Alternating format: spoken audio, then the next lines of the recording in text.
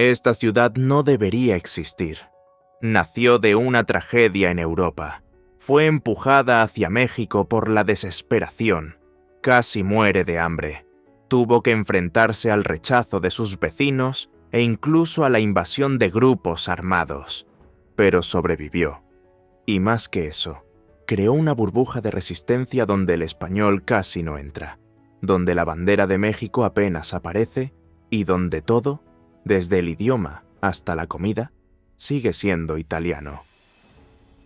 ¿Quieres saber más sobre este lugar? Hoy, Bello Mundo te lleva a Chipilo, la ciudad que se convirtió en un pedazo de Italia en pleno México. La historia de Chipilo no comienza en México. Comienza al otro lado del océano, en la región del Véneto, en el norte de Italia. Era el año 1878, cuando una violenta inundación convirtió el río Piave en una tragedia. El agua se llevó las plantaciones, destruyó casas y hundió en el barro el sustento de cientos de familias que vivían de la agricultura. Eran pequeños productores de la zona rural de Treviso, un territorio alejado del glamour de Venecia o Verona. Gente que sacaba de la tierra todo lo que tenía. Cuando bajó el río, no quedó nada. Ni techo, ni comida, ni medios para empezar de nuevo. Pero Italia también estaba en bancarrota. El país se enfrentaba a la inestabilidad política, la inflación, la deuda externa y una guerra recién terminada. No había ayuda ni futuro allí. Fue entonces cuando surgió una posibilidad. Muy lejos de allí, el presidente de México, Porfirio Díaz, tenía un plan ambicioso. Quería modernizar el campo mexicano y pensaba que los inmigrantes católicos, trabajadores y acostumbrados al cultivo, podrían ayudar. Si venían de Italia, mejor aún. El idioma se parecía al español, la fe era la misma y la reputación de los agricultores italianos era buena. El gobierno mexicano ofreció todo lo que pudo: pasaje en barco, un pedazo de tierra y fondos para fundar una nueva comunidad. La propuesta era empezar de cero, crear una ciudad entera. En la mente de quienes lo habían perdido todo, aquello parecía un salvavidas. Pero nadie les advirtió que, aunque fuera gratis, el nuevo comienzo sería mucho más duro de lo que parecía.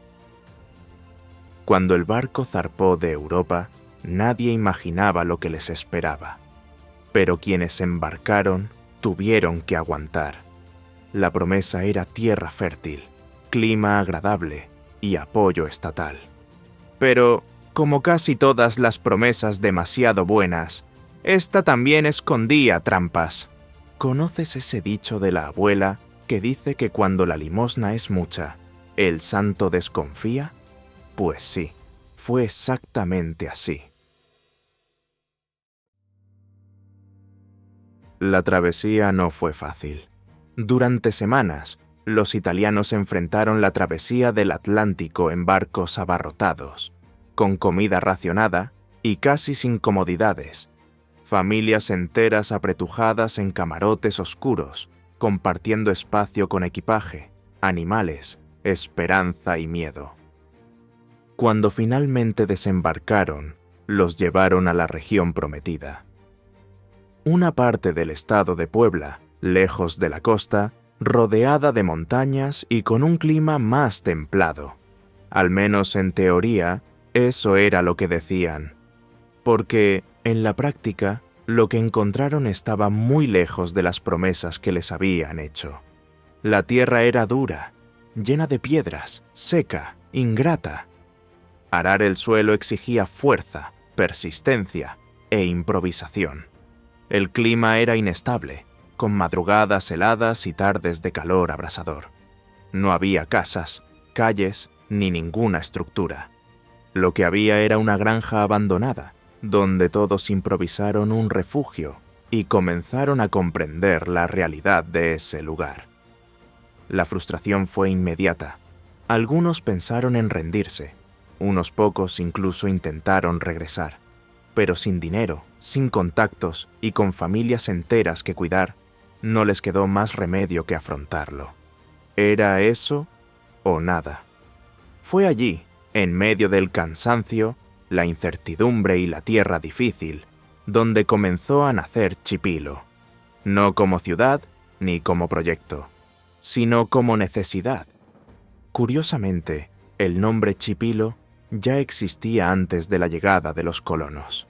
Era una palabra antigua, registrada en náhuatl, la lengua de los pueblos originarios de la región central de México, y significa más o menos lugar pequeño.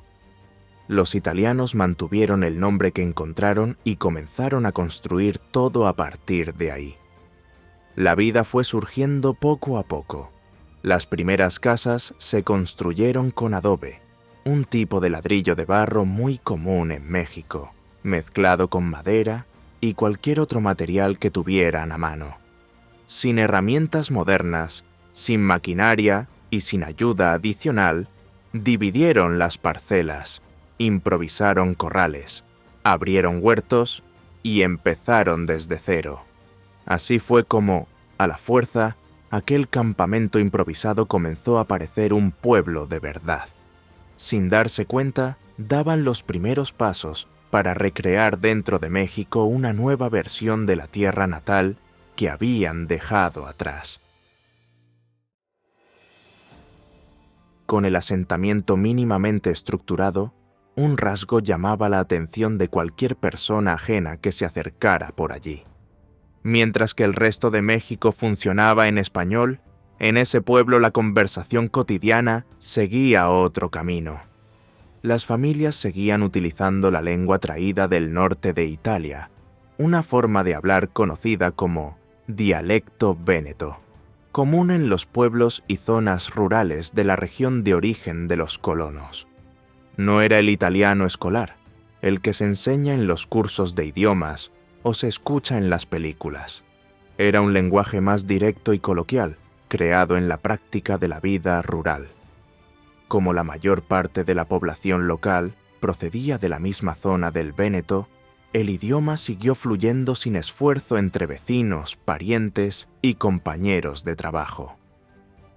El español entró en la rutina de forma gradual, principalmente en la escuela, en las oficinas públicas, en los documentos oficiales y en las relaciones con otras ciudades de los alrededores. En la vida privada, funcionaba más o menos así. En casa, entre familiares, en las conversaciones con amigos y en el comercio interno, se prefería el idioma heredado de Italia. En situaciones formales, la solución era recurrir al español para comunicarse con el resto del país. Con el paso de las décadas, los dos universos se mezclaron. El antiguo véneto absorbió palabras del español, incorporó expresiones locales y se alejó tanto del italiano estándar como del que se hablaba en los pueblos originales del Véneto. El resultado fue un dialecto propio, reconocido hoy como chipileno. Para un mexicano de fuera, no parece español. Para un italiano de otra región, tampoco suena como el italiano de la televisión. Es un habla única, creada en ese encuentro específico entre una colonia rural italiana y la realidad mexicana. Pero la lengua nunca caminó sola. Vino acompañada de costumbres, comidas, fiestas y una forma particular de organizar el espacio y la vida cotidiana. Basta con dar una vuelta por el centro de Chipilo para comprender que no solo fue el idioma lo que cruzó el océano. La arquitectura, las costumbres, la forma de vida, todo allí parece haber sido cuidadosamente transportado desde el norte de Italia. La plaza principal, por ejemplo, está rodeada de construcciones que desentonan con el estilo tradicional mexicano. A un lado está la iglesia parroquial, con columnas y fachada neoclásica. Nada que ver con el barroco colorido típico de Puebla. la torre del campanario se construyó detrás, algo poco habitual en México, y en el interior, entre los santos, destaca San Antonio de Padua, uno de los más venerados en la región del Véneto, tierra natal de los primeros colonos. Muy cerca se encuentra la Casa de Italia, un centro cultural que guarda documentos, fotos antiguas, historias familiares y funciona como punto de encuentro de la comunidad. También hay un pequeño museo de la migración que muestra cómo fue el comienzo de la vida de los italianos por allí, en medio de un México que hablaba otro idioma y seguía otro ritmo. Las casas de los alrededores mantienen el mismo estilo sencillo, con tejados inclinados y detalles que recuerdan a los pueblos del Véneto. La calle principal parece un pedacito de Italia. Letreros con nombres de trattorías, menús con polenta, pasta, quesos curados locales y postres italianos elaborados con ingredientes mexicanos. ¿El café? Nada de café filtrado. Aquí reina el ristretto, fuerte, corto e intenso. Incluso el cementerio lleva esta herencia. Entre las lápidas con apellidos italianos, algunas exhiben el símbolo fascista. Esto se debe a que, en los años 30, Mussolini intentó utilizar Chipilo como escaparate del italianismo fuera de Europa. Envió emisarios, hizo propaganda, y muchos residentes, que aún buscaban una forma de mantener su identidad en medio de la cultura mexicana, terminaron acercándose al régimen. En las calles, el movimiento también refleja esta dualidad. Es común escuchar a los residentes saludarse en el dialecto chipileno. El intercambio de cortesías, las compras en los comercios, las bromas entre amigos, todo en la lengua de la casa. El español solo se utiliza cuando es necesario hablar con un forastero. ¿Y las fiestas? La tradición se mezcla. En Nochevieja, por ejemplo, los niños salen a la calle cantando en dialecto, llamando a las puertas y recibiendo dulces, una versión local del Capodanno italiano. En la época de los Reyes Magos, quien destaca es la Befana, la anciana folclórica que, según la tradición italiana, trae regalos a los más pequeños. Incluso la comida cotidiana refleja esta mezcla viva. Quesos artesanales elaborados con la receta de la abuela, salamis curados en el patio, dulces que combinan frutas mexicanas con preparaciones italianas. Y ojo, no es comida para turistas, no, es la alimentación normal de quienes crecieron con un pie en México y otro en Italia. Y esta forma de vida, mitad de aquí, mitad de allá, también acabó moldeando la economía de la ciudad. Como ya contamos al principio de la historia, cuando los primeros colonos italianos llegaron a Chipilo, el plan parecía sencillo. Creían que allí continuarían haciendo lo que ya sabían hacer, plantar vides y olivos, tal y como hacían en la tierra de donde venían. Pero el suelo mexicano no ayudó. El terreno era muy pedregoso, el clima no colaboraba y la altitud lo complicaba aún más. A pesar de los esfuerzos, los cultivos no prosperaron como se esperaba. Fue entonces cuando la comunidad decidió dar un giro. En lugar de insistir en algo que no funcionaba, comenzaron a buscar otras salidas. La primera apuesta fue por lo que se podía criar con seguridad en la zona. El ganado se adaptó bien al entorno y con él llegó la producción de leche, mantequilla, queso y otros derivados. Durante décadas, esa fue la base económica de Chipilo, e incluso muchas familias vivieron de ello durante generaciones. Pero el tiempo pasó, las demandas cambiaron y la ciudad fue descubriendo otros caminos. La carpintería pasó a ser protagonista. Primero con pequeños talleres, luego con negocios familiares más organizados, que comenzaron a fabricar muebles rústicos y resistentes, llenos de personalidad, y no tardó mucho en que esta producción saliera de los límites del estado de Puebla. Hoy en día, Chipilo exporta muebles a varias partes de México e incluso al extranjero. Hay piezas que se envían a clientes en Estados Unidos, Canadá, países de Europa e incluso en Oriente Medio. Es un negocio que creció lentamente gracias al boca a boca, pero que hoy en día mueve una buena parte de la economía local. Sin embargo, el crecimiento de la ciudad no se produjo con el apoyo popular mexicano. Hubo resistencia. Durante mucho tiempo, los vecinos veían Chipilo como un lugar cerrado. Gente que hablaba diferente, comía diferente, rezaba diferente, y eso generaba desconfianza. Mucha gente de la región decía que los descendientes de los italianos no se mezclaban. Algunos llegaron a ser tratados como que extranjeros, incluso aunque hubieran nacido allí. Hubo quienes escucharon que esas tierras no eran realmente suyas, como si fueran invasores, incluso con documentos y escrituras en mano. Sin embargo, a pesar de todo, la ciudad siguió firme a su propio ritmo.